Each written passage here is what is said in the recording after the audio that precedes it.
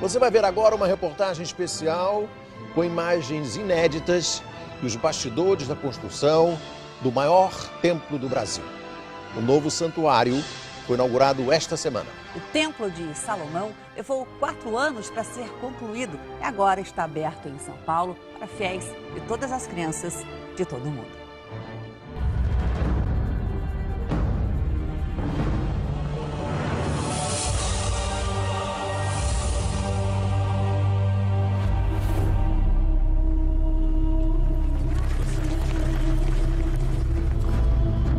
Uma história de 3.000 anos. Revivida hoje por um dos maiores movimentos de fé do planeta.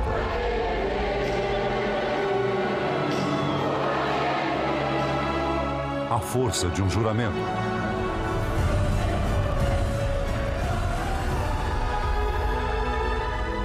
E o poder de uma profecia que se cumpre em nossos dias.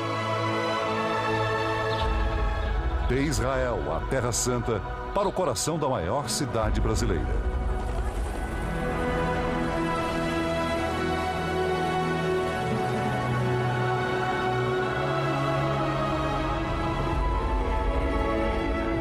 Uma jornada de 3 milênios. Ó Senhor, meu Deus. Uma história de guerras, de renúncias.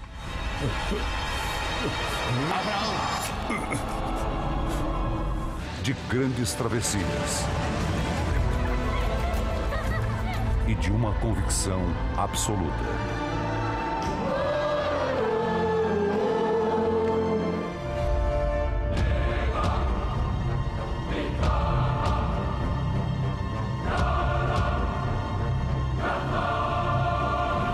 Um povo de fé uniu forças do mundo inteiro pela construção do novo Templo de Salomão. Na Ásia, na Europa,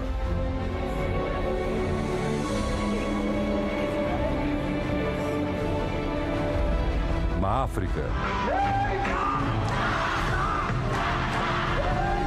e nas Américas. Me diga, Senhor, quem irá construir o seu templo?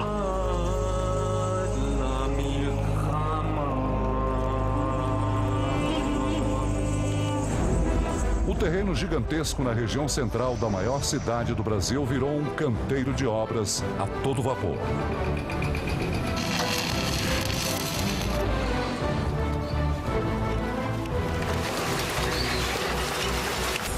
Duas colunas foram levantadas, as menores com 30 metros, as maiores com 56 metros de altura. 24 horas por dia, 7 dias por semana. A obra não parou nunca. O Templo de Salomão vira notícia internacional. A rede americana CNN exibe reportagem.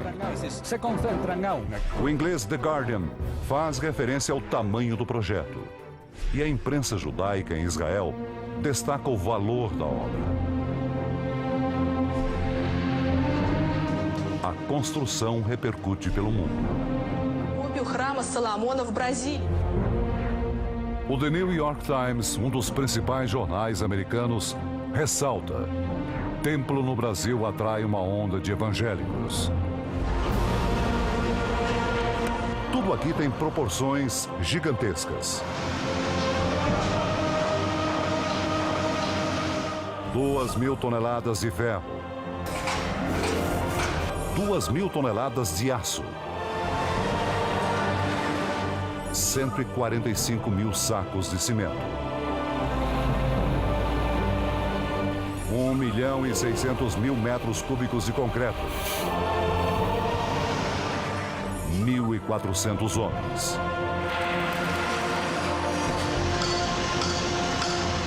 Jorge Cândido é um deles. Sempre passava em frente à obra, admirado. Sonhava em trabalhar aqui. Vim a primeira vez, nada. Vim a segunda, nada. Falei, Deus, eu quero trabalhar na sua obra. eu quero tanto trabalhar ali como fazer a sua obra. Eu quero estar ali, é o meu sonho. Para alimentar toda essa gente, um pequeno exército entra em cena. É Ananias quem comanda essa operação. Hoje, foram 480 pessoas que tomaram café hoje. Não? Rapaz, hoje o café acabou, eu não acredito. Você vê, todo dia é isso. De manhã e à tarde, de manhã e à tarde. E aí, Maranhão, tudo bem, meu filho?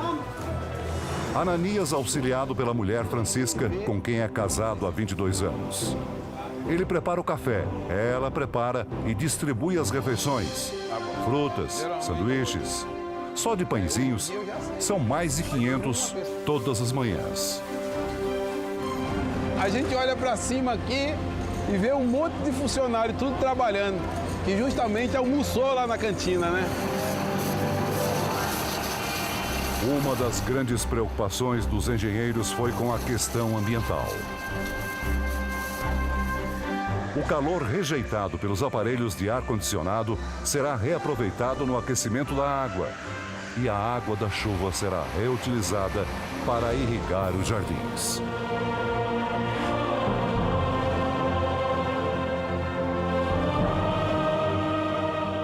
Mas por que fazer um novo templo de Salomão? E por que tão grandioso?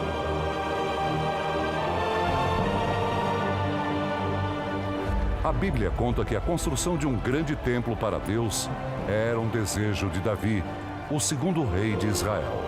O Senhor está fazendo promessas a respeito de meus filhos no futuro. Grande és tu, Senhor. Davi morreu sem ver o templo de pé. Coube ao filho e sucessor, Salomão, que seria eternizado por sua sabedoria, a missão de concluir o santuário. O primeiro templo de Salomão foi construído em Jerusalém e finalmente inaugurado 960 anos antes da vinda de Jesus.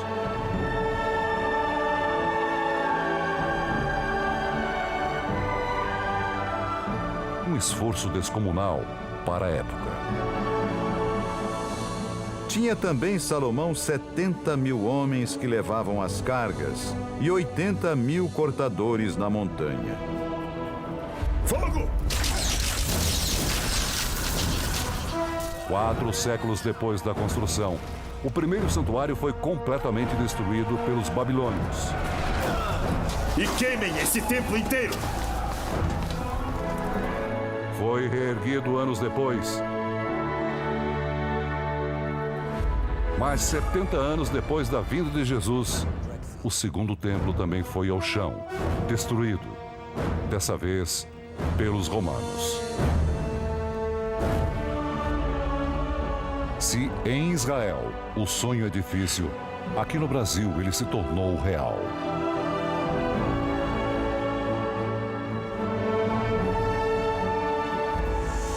Durante 4 anos, homens e máquinas desta pedreira em Hebrom cortaram pedras gigantescas.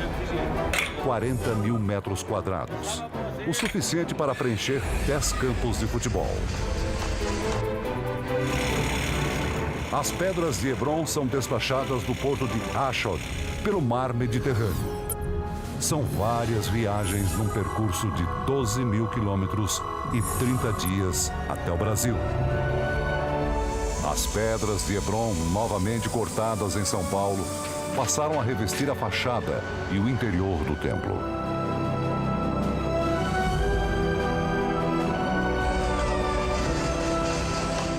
E numa obra dessa envergadura, os cuidados precisam ser redobrados. Em 4 anos, nenhum acidente de trabalho grave. Proteção garantida por equipamentos de segurança. Mas também por um hábito que se repetiu todos os dias. Agora, meu Deus, precisamos do Senhor, que o Senhor venha nos guardar, venha nos livrar, meu Pai, de qualquer acidente, de qualquer mal, meu Pai, que venha, meu Deus, sobre nós. O Templo de Salomão do Velho Testamento Tinha cerca de 10 metros de frente, 30 de profundidade e 15 de altura. Naquela época, só os sacerdotes podiam entrar. Era um lugar restrito, onde o povo não pisava.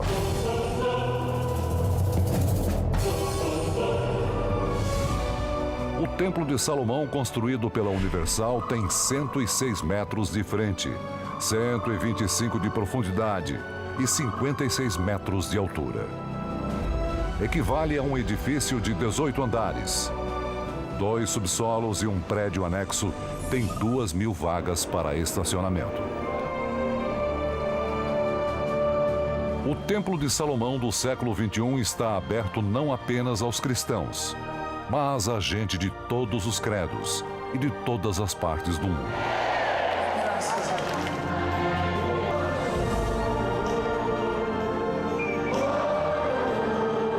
E coincide com os 37 anos de atuação da Igreja Universal no Brasil e no mundo. A pregação, que começou em um coreto simples no subúrbio do Rio de Janeiro, passou em seguida para o espaço de uma funerária. Esperado por muitos. Hoje, a igreja fundada pelo bispo Edir Macedo chega a mais de 100 países. Cada um deles representado por uma bandeira que tremula na frente do templo. São milhões de fiéis, alcançados nos 5 continentes.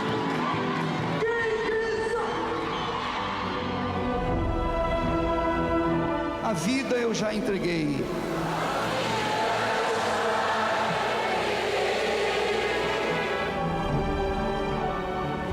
Um trabalho social que atravessa fronteiras. Protege perseguidos pela intolerância racial. Acolhe crianças doentes e adultos vítimas da AIDS. Estende a mão para quem mais precisa de socorro. Solidariedade que alcança excluídos nos presídios. Ajuda na recuperação de crianças.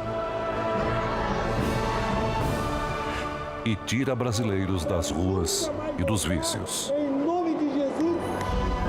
Esta é a Universal do dia a dia. A mesma igreja e a mesma fé que erguem agora o novo Templo de Salomão. Paulo e Érica frequentam a igreja em São Paulo. E logo que a obra começou, o casal de empresários decidiu ver de perto o tamanho do projeto. Sim, uma coisa que eu tenho vontade de fazer é abraçar uma coluna, porque é tão grande. E agora, finalmente, os dois podem realizar um sonho. Eu achei que eu conseguia abraçar. Aí é que o sonho é abraçar a coluna.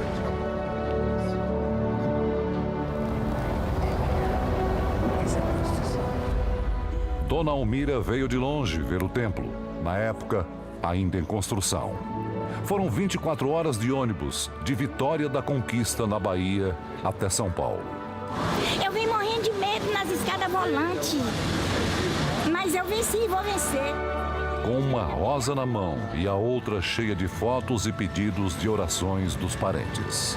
Esse aqui é um filho doente, ó. E ali mesmo, faz emocionada a sua oração. Peço, meu Deus, a bênção do Senhor, que toque nele agora, meu Pai. Meu Deus, que haja uma mudança, que haja uma transformação na vida dele. A mega construção tem 4 edifícios. O principal deles, com a nave da igreja, tem capacidade para mais de 10.000 pessoas sentadas. Um sistema de tradução simultânea permite a 1.000 estrangeiros por vez compreender tudo o que se diz nos cultos. O complexo conta ainda com 4 pavimentos para escolas bíblicas, com capacidade para receber 1.300 crianças, além de estúdios de TV e rádio. O platô à frente da construção tem 4 tamareiras de 15 metros de altura. Sentinelas que dão as boas-vindas a visitantes de toda a parte do mundo, de países latinos. E lá a riqueza, a abundância. europeus, asiáticos. Do lado direito do templo estão o cenáculo e o Jardim das Oliveiras. 12 árvores importadas que têm cerca de 300 anos. Essas árvores foram importadas do Uruguai e vieram do país vizinho justamente para que pudessem se adaptar melhor ao clima de São Paulo. No pé de cada uma dessas árvores existem placas que fazem citações bíblicas à oliveira. Aqui, por exemplo, está escrito: Jesus ensinava todos os dias no templo, mas à noite, saindo, ia pousar no monte chamado das Oliveiras. Depois de passar por um espelho d'água e uma fonte, os visitantes chegam a uma mistura de centro cultural e mini museu. O teto lembra um céu de estrelas.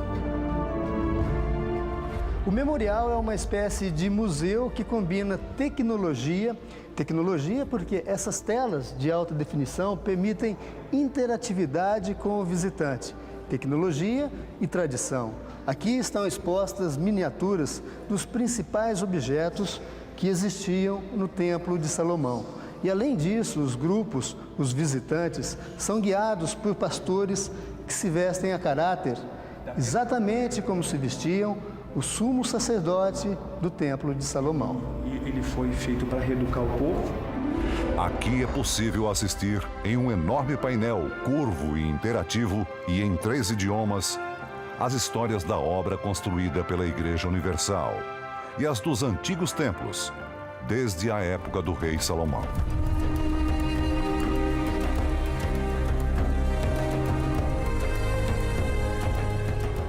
O cenáculo reserva um local especial para meditação. No centro dele está exposta em miniatura uma maquete do tabernáculo, o primeiro templo itinerante usado pelo povo hebreu em sua longa travessia pelo deserto.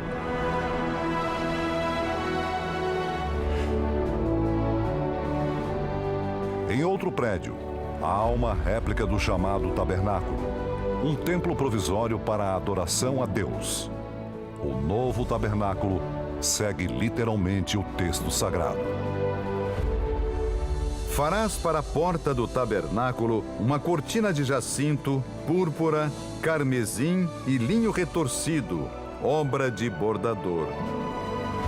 A tenda tem as mesmas dimensões descritas na Bíblia e aqui dentro foram colocadas réplicas dos principais objetos que existiam no tabernáculo naquela época, como o menorá, por exemplo, um candelabro que era responsável pela iluminação. Em cada braço do candelabro, uma chama alimentada por óleo de oliva. Do lado de cá, uma mesa de pães, 12 pães. Cada um deles representa uma das tribos de Israel.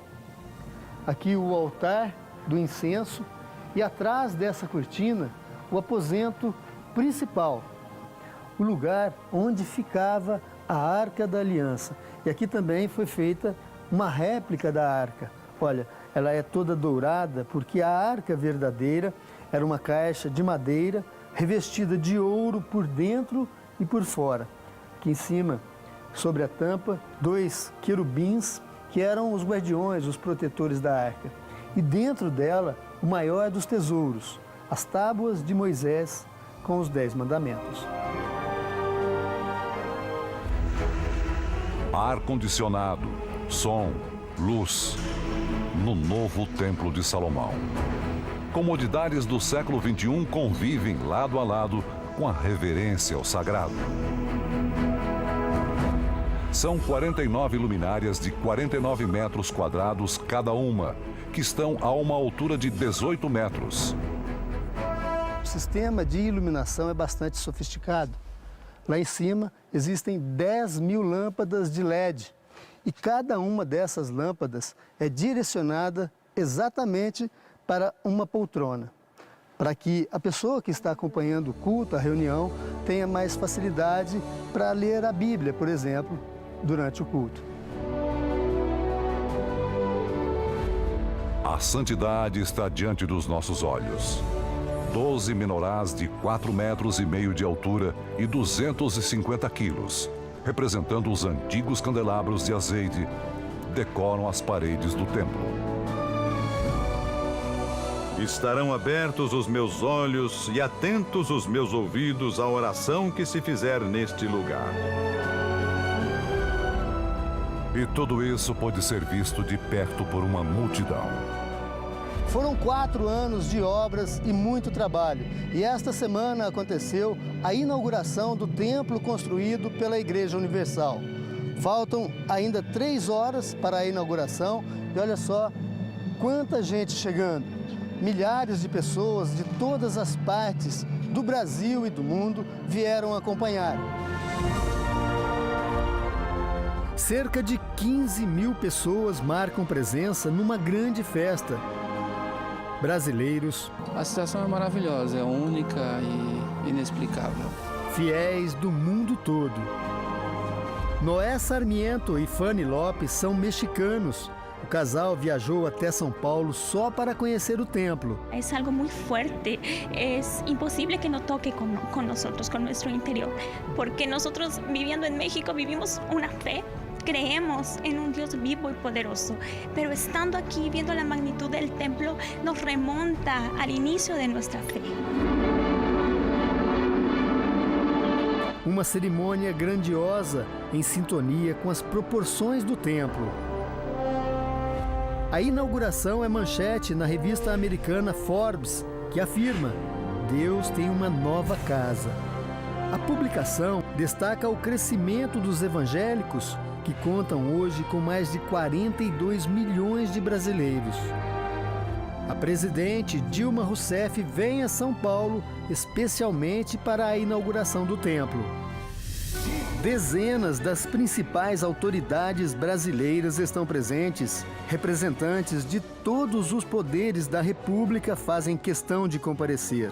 Entre eles, o vice-presidente do país, vários ministros de Estado, o governador de São Paulo, além de outros governadores de diversos estados.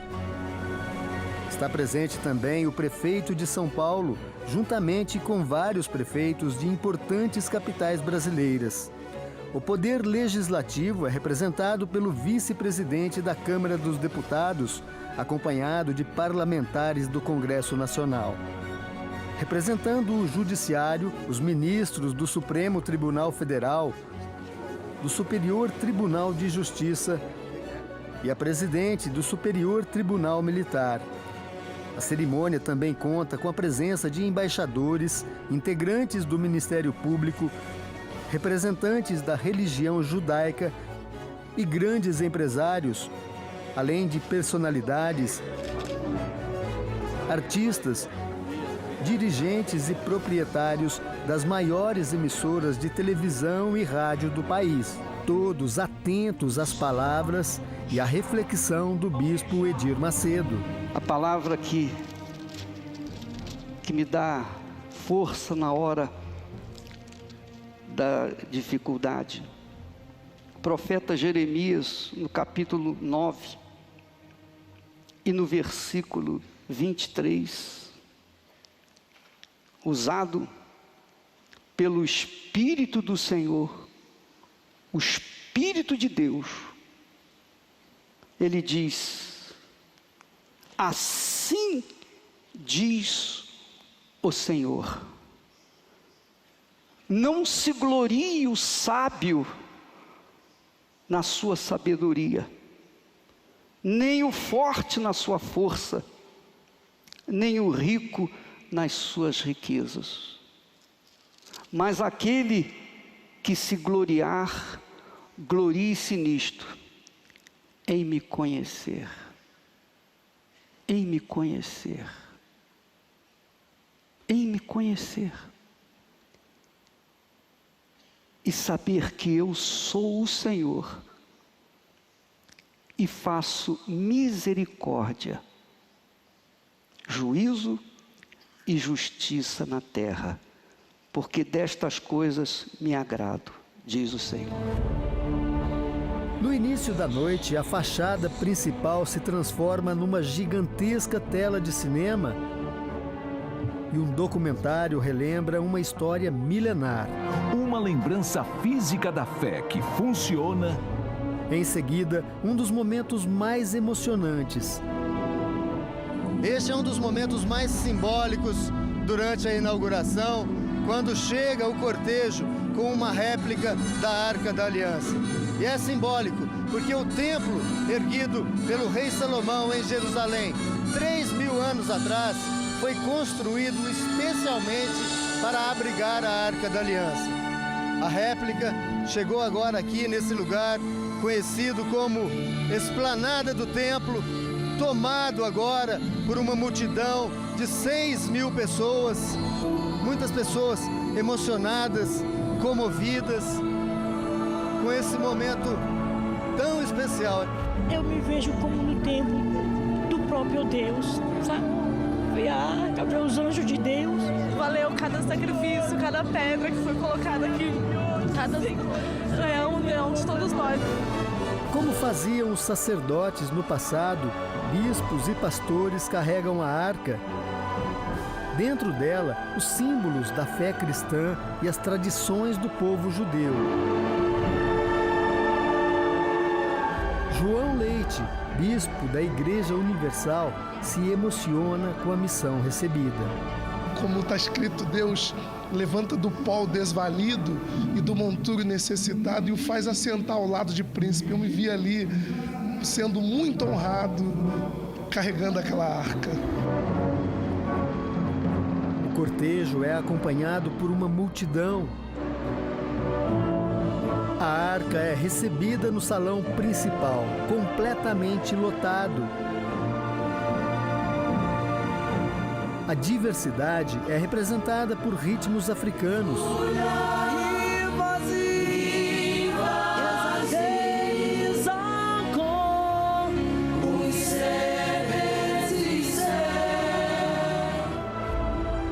A orquestra toca os hinos de Israel e do Brasil.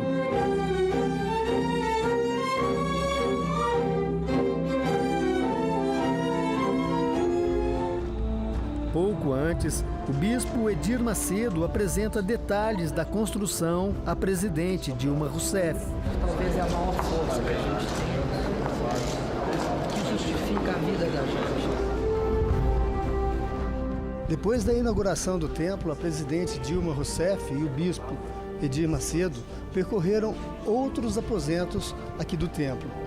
A presidente ficou impressionada com tudo que viu.